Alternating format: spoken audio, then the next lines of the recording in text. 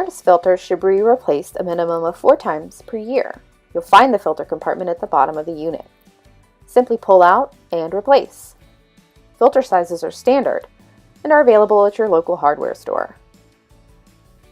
Your T705 thermostat is located in the main room of your new home. Here you can see how to switch from heat to cool, how to set from fan to auto, and how to adjust to your desired temperature. The battery compartment is located at the bottom of the device. To ensure that your home stays at your desired temperature, be sure the word "hold" appears on the right-hand side of your screen. If the word does not appear, set your desired temperature, then press the third button from the top. The word "hold" will then appear on the right-hand side of your screen. Systems not set to hold will automatically return to factory settings. For additional needs, refer to your owner's manual.